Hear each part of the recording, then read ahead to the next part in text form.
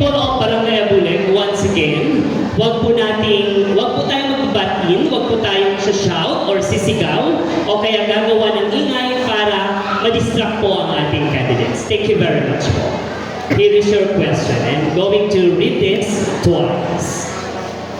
Ang tema ng ating kapistahan ngayon ay Abuleng, kaunlaran, walang humpay, bunga ng pagkakaisa at pagdadamayan ng mamamayan at pamunuan.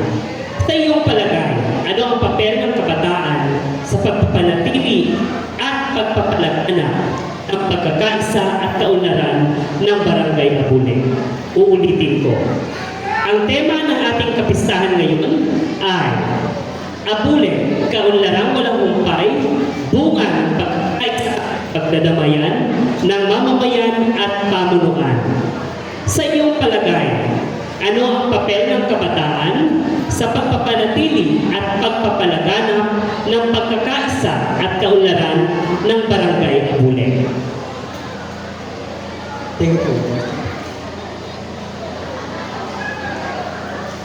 I believe na ang papel ng mga kabataan ay ang sumunod sa mga batas na i-implement ng ating pamahalaan upang in the future sila rin ang tutularan ng mga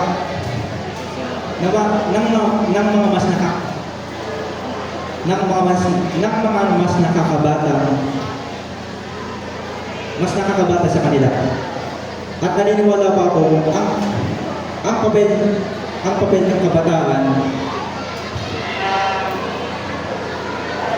ng kabataan ay sumunod lang sa mga mas nakakatanda sa kanila para sa mas ikabubuti ng ating barangay. Dahil Thank you very much. Ginoo number 6. Where is Ginoo number 7?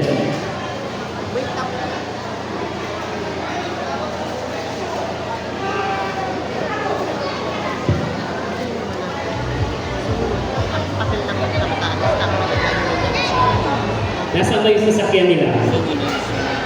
Sa barangay simbahan. Oh, wait po, naglalakad pa lang.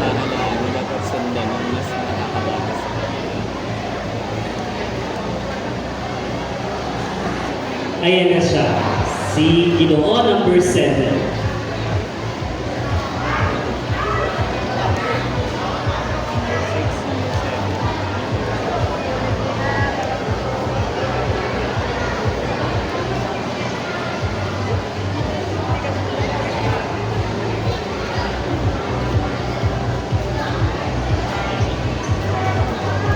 Bukas po ng gabi ay inaanyayahan po kayo ng SK officials and ng Sangguniang Barangay para po sa gabi ng mamamayan.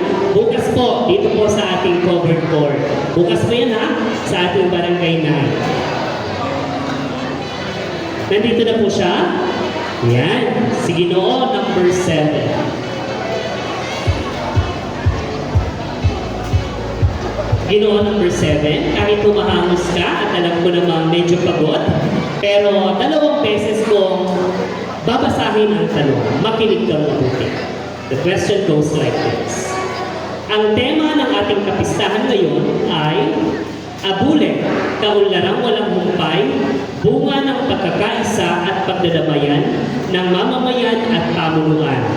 Sa iyong palagay, ano ang papel ng kabataan sa pagpapanatili at pagpapalaganap ng pagkakaisa at kaunlaran ng Barangay Abuleng? Uulitin ko. Ang tema ng ating kapistahan ngayon ay Abuleng, kaunlarang walang humpay, bunga ng pagkakaisa at pagdadamayan ng mamamayan at pamunuan. Sa iyong palagay, ano ang papel ng kabataan sa pagpapanatili at pagpapalaganap ng pagkakaisa at kaunlaran ng Barangay Abuleng? Naniniwala pa ako sa sinabi ni Dr. Jose Rizal na kabataan ang pag-asa ng bayan. 1 po.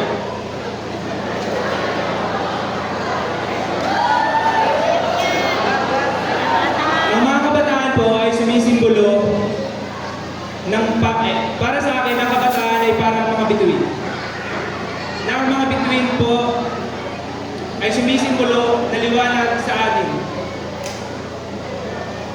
nagsisimulang gumabay sa lahat. Thank you very much. Ginoo number 7. And let us wait for the final. The candidate number 2.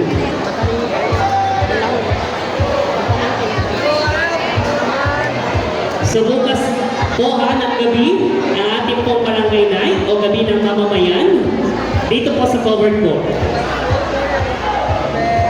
Bukas po ng umaga mga laro ng lahi dito po din sa covered court. Ano po, may pangatanda at may mga para sa kabataan.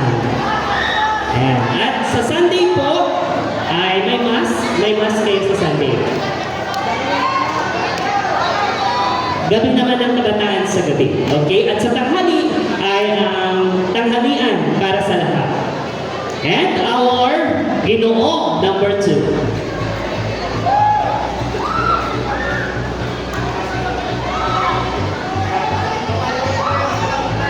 Ginoo number 2. Here is your question. Napaka-fines eh. Parang hindi nag-worry. Ginoo number 2, here is your question. Makinig kang mabuti. 2 beses ko lang itong babasahin. Ang tema ng ating kapistahan ngayon ay Abule, kaunlarang walang humpay, bunga ng pagkakaisa at pagdadamayan ng mamamayan at pamunuan. Sa iyong palagay, ano ang papel ng kabataan sa pagpapanatili at pagpapalaganap ng pagkakaisa at kaunlaran ng Barangay Abule? Ulitin ko. Ang tema ng ating kapistahan ngayon ay Abule, kaunlarang walang humpay, bunga ng pagkakaisa at pagdadamayan ng mamamayan at pamunuan. Sa iyong palagay, ano ang papel ng kabataan sa pagpapanatili at pagpapalaganap ng pagkakaisa at kaunlaran ng Barangay Abule?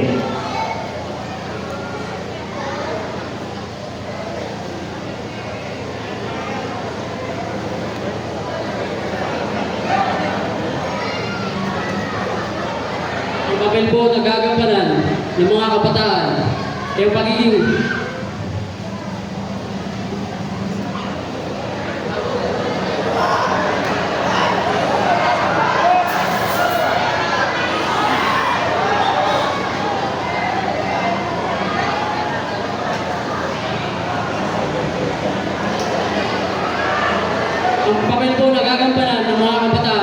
pakikilahok sa mga programang nagpapanatili ng kalinisan at kaayusan ng ating barangay.